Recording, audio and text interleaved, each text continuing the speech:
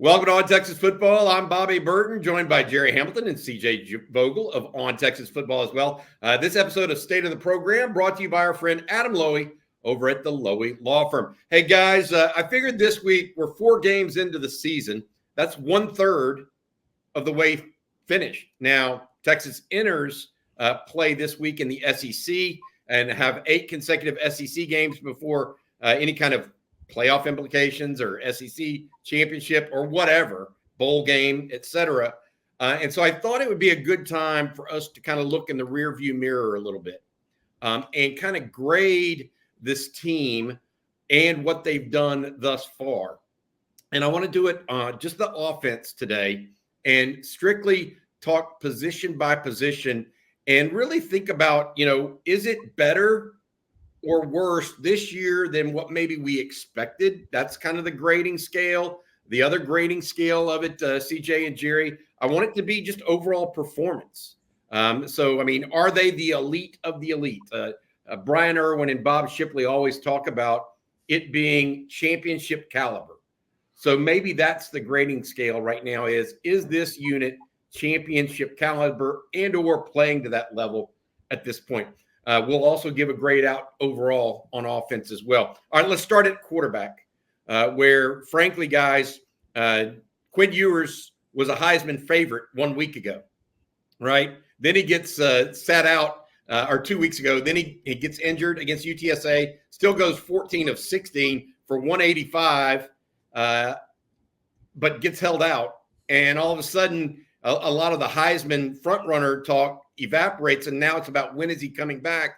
Yet in his stead, Arch Manning comes in against UTSA, plays extraordinarily well. Then he has a little a first start against ULM where he doesn't look as comfortable coming straight in, but he played reasonably well given his situation as a true freshman. All right, the question I have for you guys: what grade do we give Sark and his quarterbacks at this point?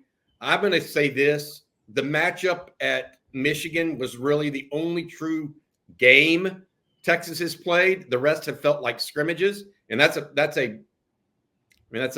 benefit for the University of Texas. That shows how powerful they are. But that game in Ann Arbor was a masterclass, in my opinion. And so I'm going to give the quarterbacks an A to an A+ at this point. CJ, I'll start with you, bud. Yeah, I'm leaning because of that game. It's skewing the scale quite a bit. Of course, that's really the one time we've seen Quinn Ewers tested. I'm going A-, and I think for good reason. I think that there's just been some errant throws with the interceptions in SEC play. If you're going to be loose with the football, it will come back to bite you. And, you look at the interception in game 1 against Colorado State. Ewers trying to throw the football away, gets hit. Probably should have got the ball away earlier. Probably should have went to the backside of that play a little bit earlier. That's at least what he told reporters after the game against UTSA. An interception where I'm sure he would have loved to have had that ball back. Everything outside of that, 14 of 16. It's hard to be nitpicky, but again, loose with the football. I think that's kind of the one real knock there. But leaning back to what we saw against Michigan, that was a game in which it felt like was in the palm of his hand the entirety of that game. For that reason, go on the road against a great defense, which we saw Michigan bounce back against USC, a top 11, 12 opponent last weekend. That's really what carries the grade for me. I like A- right now. I feel like I've seen enough of Quinn Ewers to feel very confident about what's to come later on this year when he's back on the field. I could see and understand the trepidation you have around the interceptions. Texas quarterbacks have thrown 4 interceptions through 4 games. I get it. I still gave him an A. You gave him an A-. Gerry Hamilton, what do you think about quarterback play? I'm going to go A based on Quinn and what he's done. Because, if he didn't get hurt against UTSA, he was going for 350 in the first half. Let's just be real. He's 14 to 16 for 185 when he got hurt in the first drive of the second quarter. That was going to be a 350, 400-yard game for him with like a 32 out of 40. It was going to be one of those crazy like Colt McCoy stat line games from 08-09. So I also say this, though. I can see where CJ's coming from. 4 interceptions, 4 games, and only one quality opponent. And I agree with Arch on his own grade of his one start. He gave himself a C+. I'd go C+ for that. So that may bring it down to an A- as a whole, because that is the guys who have started 4 games. Okay, fair enough. Stat line overall for the Texas quarterbacks so far this year, pretty impressive, by the way. 89 of 130 for 68.5% completion rate, 1,286 yards. So that's right at 10 yards an attempt, guys. That's pretty strong. And then a 15-4 TD to interception ratio. I would say one of the hidden facts here is Texas's ability in the red zone to score. The quarterback has been called on to do more this year, and they've been up to the challenge. So I think that kind of amps that average up a little bit, guys. All right, let's talk running backs. I tell you what, there was no injury bigger in the preseason than Cedric Baxter going out. And I was reticent to say that Jaden Blue could run inside. I still think it's not his strength by any stretch, but he's come on. He's been a big target in the passing game, big target in the running game, carrying 25 times last one. Jarrett Gibson has come on. Trey Wisner, when he's healthy, has been there. What are y'all's thoughts about the running back position? Because if you're looking for a quote-unquote weakness in this offense, it may be that inside power back right now. Granted, Texas is scoring, 50-plus points just about every game. Gerry, what do you think? Yeah, I'm gonna go solid B for running backs. And look, I think nobody's been healthy. Like every single running back's been injured this year except Colin Page. I mean, so that's where we're at. I mean, Trey Wisner's missed a game, Blues missed a game. Gibson's tough kid, but he's clearly not 100% after the UTSA game. He wasn't 100% last week. Obviously, Clark and Baxter out for the year. I think Blue, as good a hands as he has, maybe because he has a bigger role now, is carrying it more, he's playing tired more. Maybe he has a couple of uncharacteristic drops for him. Pass pro, are they an A+? No. I think what they've done is what they're asked to do. I think they performed extraordinarily well. But there hasn't been a single back that's stayed 100 healthy through 4 games. So it's hard to grade them up from that. So I go solid B. But what I will say is the Michigan game, again, that's kind of the one where this team played at their highest emotion, where you're going to see them play against an Oklahoma and a Georgia and some of these SEC games. I thought that was the running backs, the tandem of them's best game of the season. And that was in the biggest game of the season. So it's hard for me to go B, maybe B+ because of that. CJ, what do you think, buddy? Yeah, I think that's a fair point at the end. It might have elevated my grade even a little bit. I was leaning B-, Gerry, but I mean, to your point about the Michigan game, that does carry, I would say, more weight considering the stakes and the opponent. I did lean B-. Again, I think there needs to be more in the passing game. You're targeted 28 times between Trey Wisner and Jaden Blue. You have 14 receptions, and most of these attempts and targets are not too far down the field. You'd like to see those completed. Some of those are on the quarterbacks, but we've also seen some drops and maybe some miscommunications between the two. I'm also waiting for the explosive run.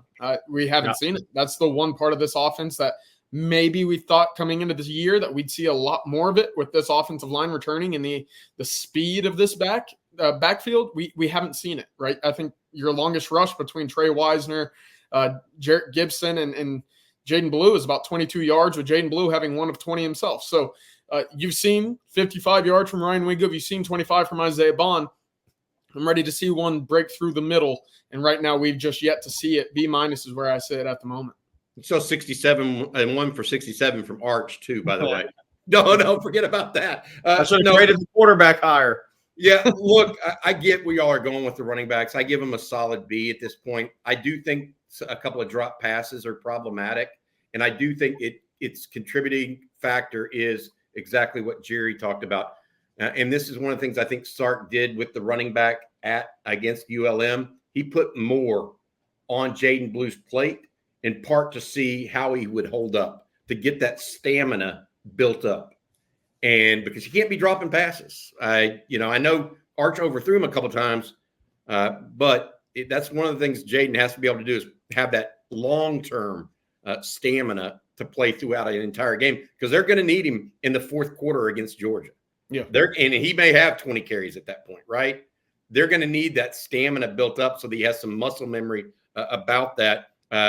Getting Trey Wisner healthy will be a huge piece of this too. I do think that the fact that they've been without those two at various points kind of minimizes the grade. All right, let's talk wide receiver because, guys, I'll just be blunt. The best or the highest wide receiver right now has just 15 catches through 4 games. So they're averaging. The best one is averaging less than 4 catches a game. That's Isaiah Bond, who's gone 15 for 290. Now, I say all of that, and they've got 4 receivers, wide receivers, averaging over 13 yards a catch. I mean, that is just unheard of in this day and time. I look at it, and I'm amazed at, Isaiah Bond, 19 yards a catch. Ryan Wingo, 26 yards a catch. Matthew Golden, 13 yards a catch. Jonte Cook, 15 yards a catch. I mean, people don't know where Texas is coming from right now. And if you would have told me that Sark would be spreading this ball around, I think maybe the most surprising thing to me is that we're not seeing 2 or 3 receivers. We're seeing 4 and 5. And I think that he is really stuck with that through the first 4 games. I'm giving the wide receiver group an A because I think that they're playing at an elite level. They're getting deep on people. And we haven't seen, to my knowledge, other than an Isaiah Bond possible drop near the goal line where he was literally popped and had his back to the ball or back to the ground. I don't know that we've seen a drop through 4 games, the first third of the season. I'll get mine out of the way. I'm going A++. Okay, so look, 6 different guys have scored touchdowns. This is the fastest. No offense to Worthy and Mitchell and Whitting, this is the fastest receiver core I've ever seen at Texas as a whole.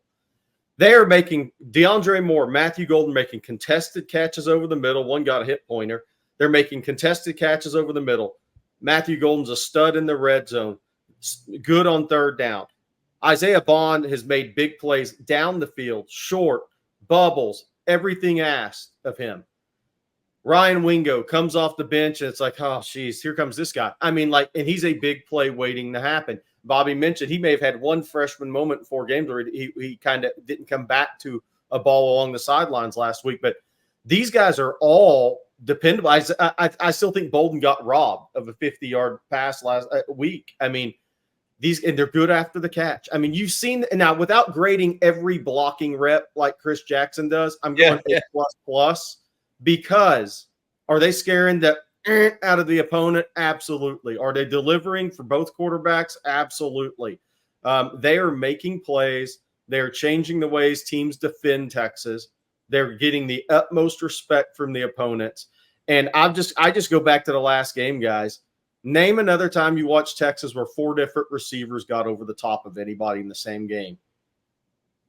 It's hard. I mean, dude, you just don't have – teams don't have that much speed. They just don't. CJ, your thoughts? Yeah, I've got an A for the receivers. Again, I've been very pleased with that entire group, right? In years past, especially early in the Sark tenure, it was really just Xavier Worthy that you could point to and say, he's someone that I know can get open down the field. Now it's pick your choice because you'll probably have multiple guys open on the same play. Beyond what y'all have brought up, right? We've heard 5 guys have multiple touchdowns through the air, including Jaden Blue, Gunnar Helm. I mean, the whole passing attack is working right now.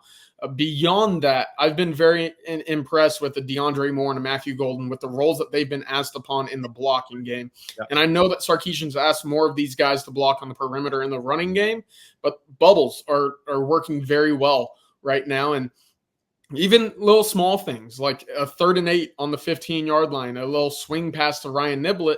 How does he get the first down after breaking 3 tackles? Well, it's because of a key block, and it's because of the individual effort to get down the field and, move the chains.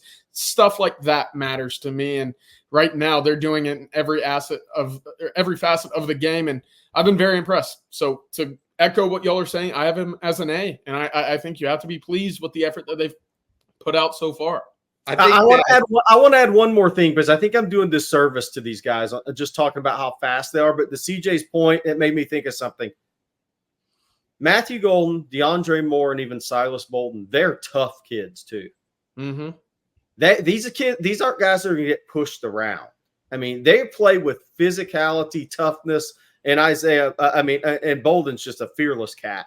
But I mean, there's a certain toughness with this, and Isaiah Bond, I think, is a tough kid too.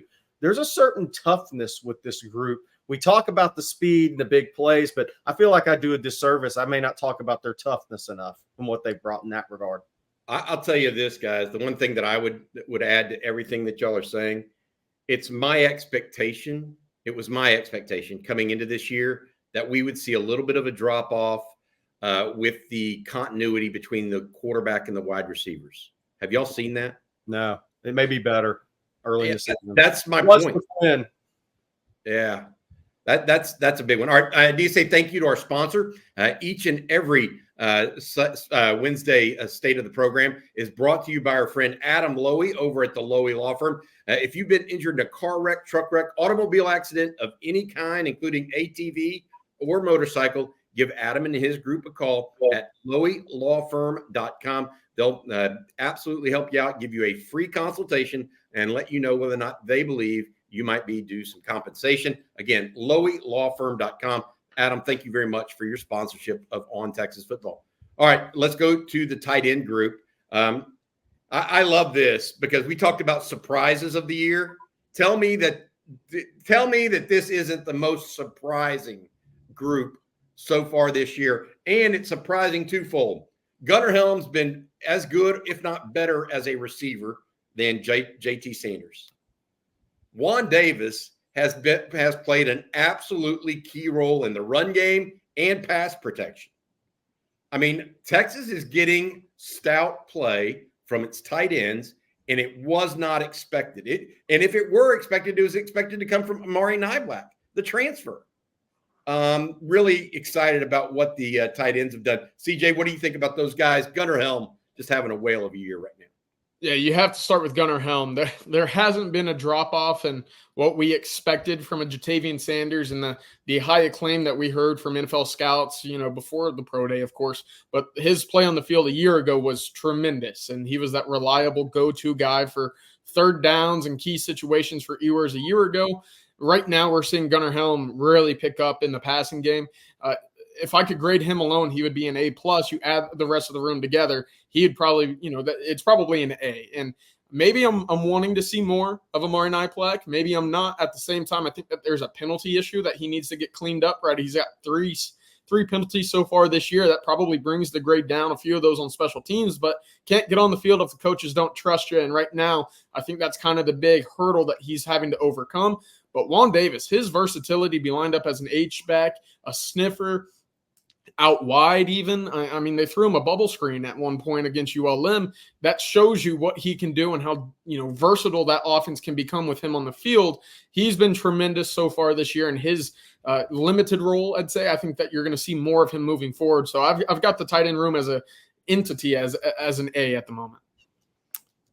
Yeah, I'm the same. Who would have thought headed into the year we'd lead the nation in hurdles by tight ends? I mean, and it wasn't Amari Niblack.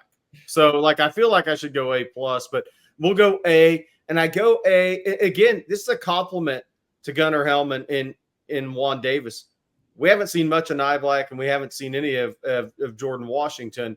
And Jordan Washington is be a really good player. He'd be playing at a lot of places right now on some level. So I go A. Look, I do think there's a game. We can't give them an A+ yet because I think we have to see how they block when they come up again against a Georgia. Somebody watched the Michigan tape. Maybe it's Kentucky defensively. Somebody that watched the Michigan tape and said, we think we can get one of these guys here in the run game. But the other thing is, it also, I think this speaks, and Gunnar Helm is great for the player development of Texas. I think it's great for Gunnar Helm that he's on this team with all these fast wide receivers because he was getting great matchups in space. And Sark was dialing up and Quinn 100. And maybe this is why they're an A+. I think Quinn 100% trusts where Gunnar Helm's going to be on every snap.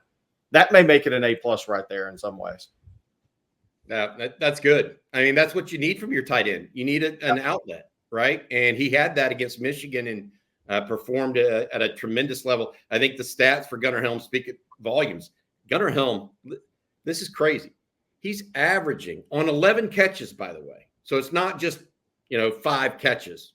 On 11 catches, he's averaging almost 18 yards a catch. I mean, that is tremendous for a tight end. Yeah. So good stuff there. We'll see more where that goes. That position goes to Gerry's point. We may be rethinking this if they can't hold up in the blocking game against the stronger SEC teams. That's going to be a big point. All right, Joe Moore Award hopefuls at Texas. The offensive line, they have the sign in their locker room or in their offensive line room, hoping to be the nation's best offensive line.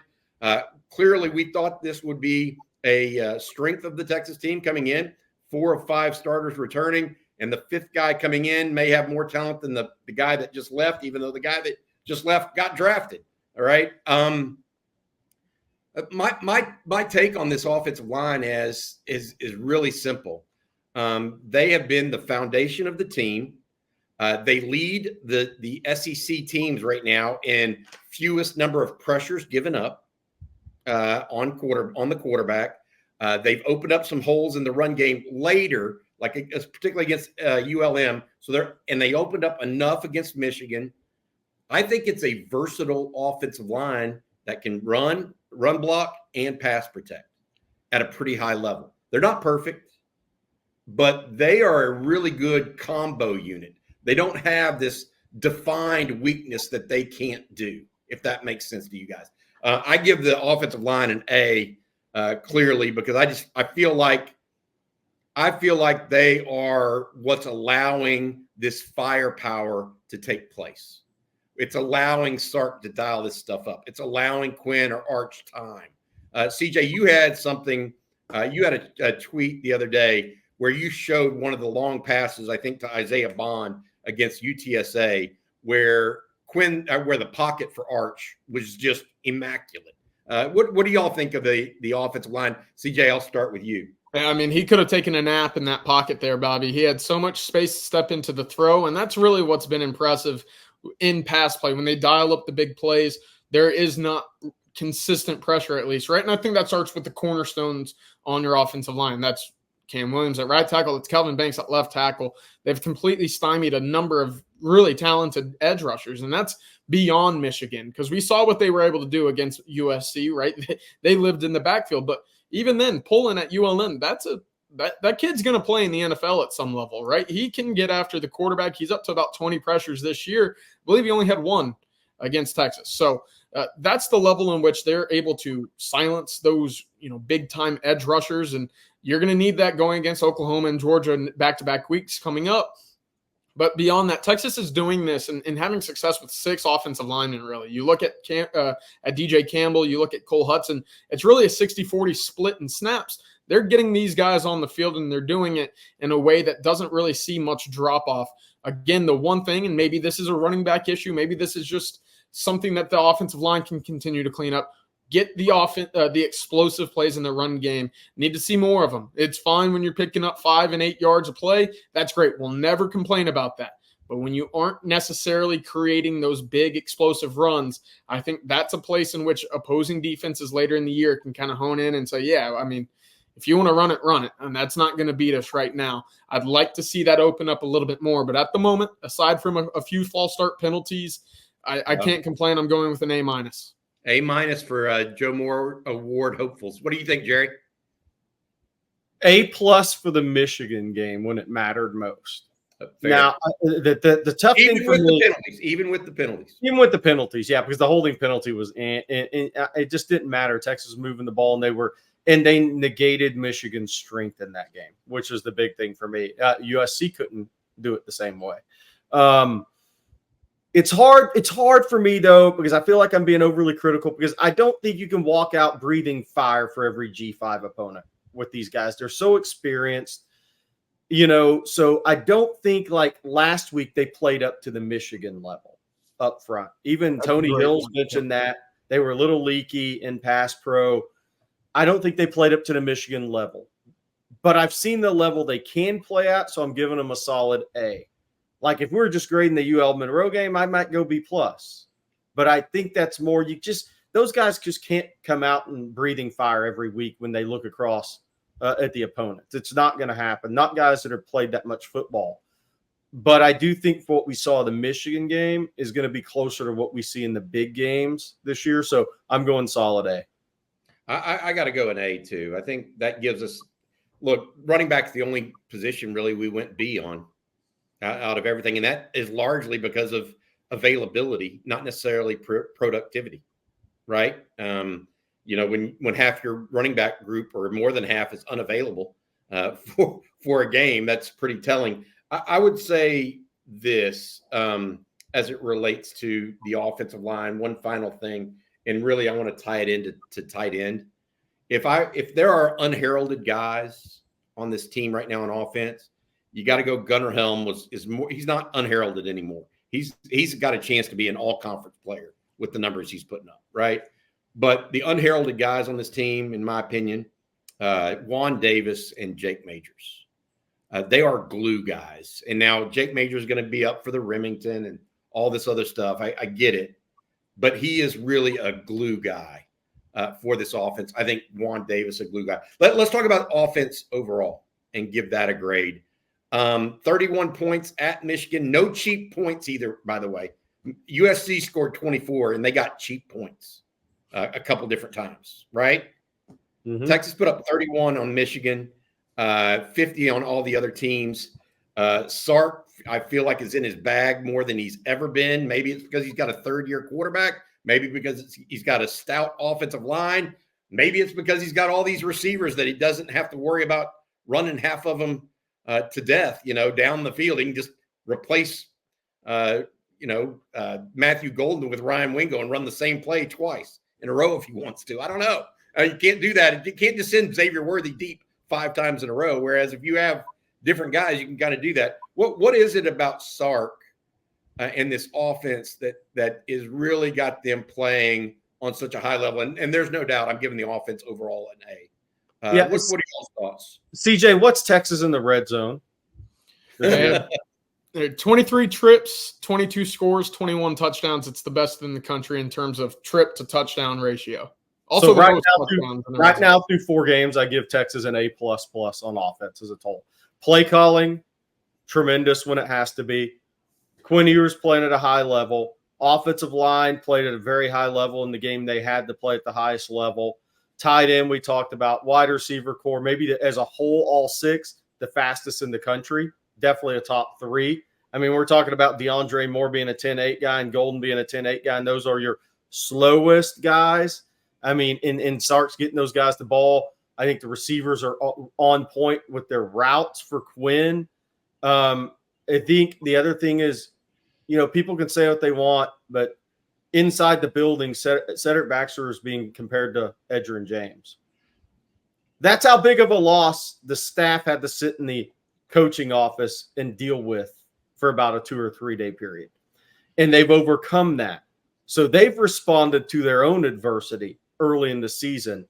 Now, will it catch up with them in a game later this year? That's to be determined, right? If there's a game you absolutely have to run the ball and you can't, maybe that grade comes down to an A.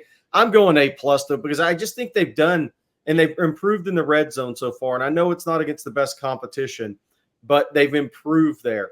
And I look at this offense, too, and think they're going to keep getting better because Cameron Williams just going to have more starts.